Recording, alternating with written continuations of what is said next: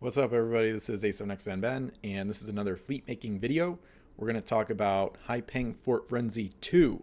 So the original is a fleet I made 10 years ago back in 2014, and it's probably my most competitive fleet I've made myself. And it's essentially a UPS fleet with the gimmick strategy of trying to build forts on pretty much all the wild islands.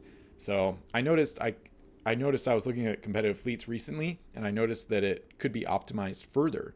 So it's probably not even fully optimized. I noticed the Lizard is in there for 4 points as like the home island ship that trades oarsmen to Captain Jack Sparrow's Peng ship, but the Coeur du Lion, which we've seen in other competitive fleets, is 2 points cheaper with the same cargo. So we're going to use that one instead.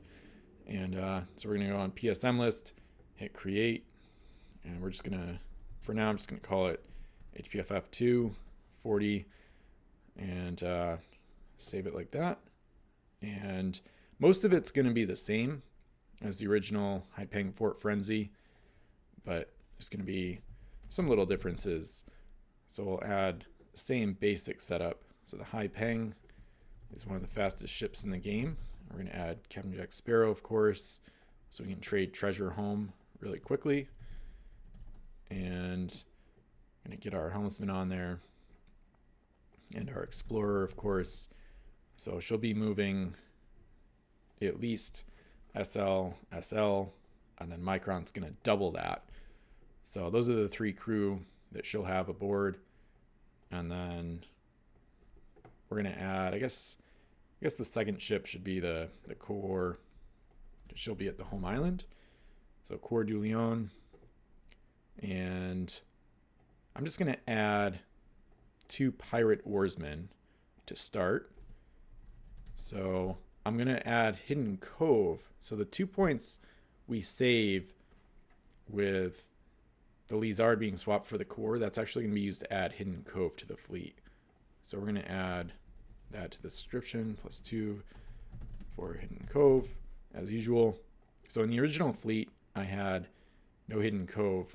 Probably because I was banning events even for competitive games I was playing, solo games I was playing back then. But here we're gonna open it up, get Hidden Cove in there, because I originally had Micron moving the Peng really fast out to the island closest to your opponent's home island, but in a standard island setup, they might be too far away to really get there. So Hidden Cove should, I don't know about guarantee, I haven't done the full math, but it might guarantee that you would be able to get Peng out to the island close to your opponent's home island. You might not want to, depends on their fleet.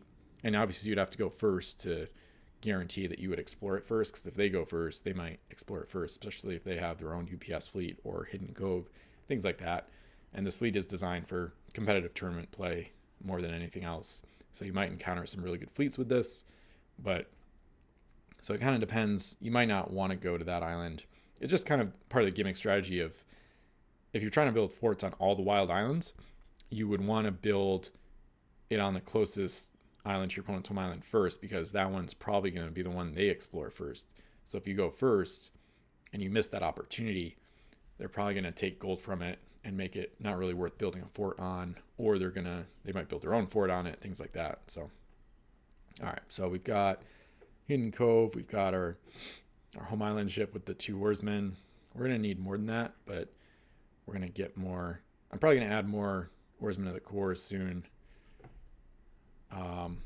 instead of on the Banshee's Cry. But let's do our home island mover ship first. So we've got our classic, typical Patagonia Robinson Micron Bradley cheese combo. So Patagonia will give up reactions mostly to the Peng. She might do it for another ship as well at some point, but we'll see about that. So 36, and then the original fleet has Banshee's Cry with 2 oarsmen on it, which is kind of interesting. I might not go with that exact same setup. So really we're at 38, and we definitely need more oarsmen on Coeur. So I'm probably gonna add that right now, actually. So this is where it gets kind of interesting. I'm gonna add 2 more, so she has the same 4 that she has in the original fleet In the original fleet, one of them is French, kind of like hedging my bets that Hai Peng won't need that many oarsmen no matter what. And then Lizard or Coor could use one as a French oarsman. So I guess I'll hedge my bets here too. That's probably better than having them all pirate. It's debatable, but whatever. I'll just do one French. And so she would start the game with only 2 oarsmen aboard, or 1, and then the others would be on the home island. So then she can pick them up to transfer them as required. So now it's really kind of a debate as to like what to do with the rest of the points. So we are at 40 with Hidden Cove. So the 5 other points, I was thinking about different things when I was kind of brainstorming this a few minutes ago. You could get Aura with Aristide on the core, like we've seen in other UPS fleets, to get the +2 gold bonus ability. What I like about that is it would add gold to the existing treasure we trade home to make it more likely that you have enough gold on your home island to build a fort. Because if you go to the first island and you just get 2s and 1s, Hai Peng can't build a fort there with just one of those coins. You would either need a bonus to up the value or trade home 2, which might not happen because we might need both move actions on the first turn to get to an island far from our own home island, or at least close to an enemy home island, to try to establish a fort there. So it's kind of debatable what to do with the points. I'm probably going to add Banshee's Cry, partly because I want to have a second ship that I can trade coins to if needed. So I think I'm gonna stick with Banshee's Cry and hope that the gold I trade home is worth enough money to build a fort. And you can also add Barbary Banner, which is technically like a 5 gold coin, if not loaded by a Barbary Corsair ship, which it will be not a Barbary Corsair ship in this case. But so I'm going to add Banshee's Cry and 2 oarsmen, just like in the original fleet. But this is definitely subject to change. So with Hidden Cove, that gets us to 45. And basically the idea in the original, and you can see it, I'll put a link in the description, of course, and the fleet description as well. The Banshee's Cry is supposed to go out towards the nearest wild islands, because eventually she's actually gonna be one of the ships docked on turn 2 that allows you to build a fort. So since Hai Peng obviously can only end each turn docked at one wild island, you need another ship docked elsewhere to build multiple forts in a turn. So that's what Banshee's Cry's role is. And there's a chance that she's not going to be docking an island, it says, which has already been explored by the Hai Peng, but that's debatable. I really mapped out the strategy in like very high specificity in the original, but I think I'm actually going to swap an oarsman on the Cry for an explorer, just in case when she gets to an island, I think it's going to be the closest one to your home island. If she's only moving LL on the first turn and then LL on the second turn, hopefully she can get to an island that's 4L or less, like 3L or 4L away. And then this way with an explorer, she'll be able to just explore it. Because you need to build a fort, you need the fort to be, or the island to be explored and have a friendly ship docked at it. So that makes her a little bit more flexible. And then she's still got the oarsman if she needs to trade that. I like having another ship too, because like I said earlier, I might at some point want to trade home 2 coins in a turn with Hai Peng. And to unload both, well, you could just do that with core. I guess that's only best for when you have the +2 gold ability and you're swapping it between ships, which is definitely not going to be the case in this fleet like it is in some of the other UPS fleets. So I think this is fine. So basically save 2 points by kind of upgrading Lizard to Core and adding Hidden Cove, which gives a flexibility to the fleet and increases the total distance the Hai Peng can move in the first round, which is good for ensuring that you can get to whichever wild island you want to as soon as possible. So, and then just to finish up, we're going to add the forts. So we've got plenty available. I guess I should have done Paradise first because it's the best one, but we've got Paradise available, and then we've got the pirate ones available too. So, and then we have and we have an English ship, so we got Ramsgate. We have like anything we want is available. So I guess I'll add, yeah. So Devil's Maw is 5 gold, which is kind of a bunch. I don't know if we'll be able to afford that. So because of that, so we have 4 forts right here. These are the best 4 probably from these factions. So these are the 4 we'd like to build generally, but I will add Brompton as a cheaper alternative to the Devil's Maw. And also, if we only, I guess I'll add them all. Might as well add Pierre as well. So Fort St. Pierre is only 3 gold as well. So this way, there's flexibility. If we never have enough coinage to build one of these more expensive forts, those 3 you see right there from Revolution, we can pivot to the Crimson Coast ones that are cheaper. So, and then Dead Man's Point is also 3. So that way we have maximum flexibility. And I guess theoretically, if you play a multiplayer game or a 2-player game with more than 4 wild islands, you could try to build 6 forts with this fleet, I guess. So that would be crazy. That's not likely, but anyway. So now we're going to add, I'm going to save it real quick, add unique treasures. I'm going to change it up slightly from the UT distribution I had. So here we've got Banner, Holy Water, the Dog, and a couple UTs that reveal all treasure on Wild Islands face up for the rest of the game. We want to keep those. And I've noticed a lot of the anti-UPS fleets I've been seeing lately for myself and others really rely heavily on negative UTs, which is understandable because it is one of the best ways, or probably one of the best ways, to stop a UPS fleet or slow it down, especially if the UPS fleet goes first. If the UPS fleet goes first and it's a really good one, it's tough to beat. So, because they trade home like sometimes like 10 gold or more on turn 1. So we're going to add Karmic Idol, basically. So we're going to add maps. We want to take out all those negative UTs. So we're going to try to flip them face up with the globe and the maps first.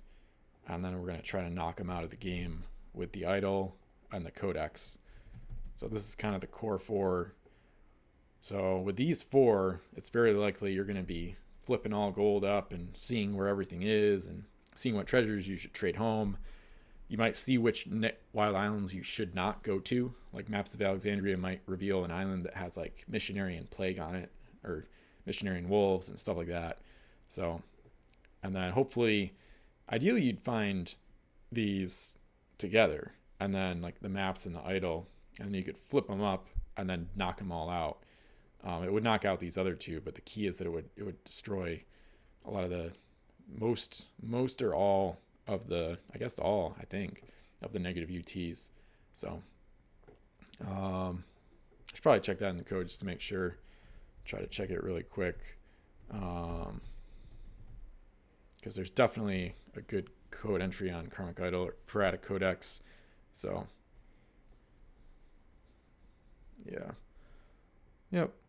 And this is a fun one. So this ability will remove unique treasures that are worth gold even if they have been unloaded to a home island. So that would actually affect the Barbary Banner.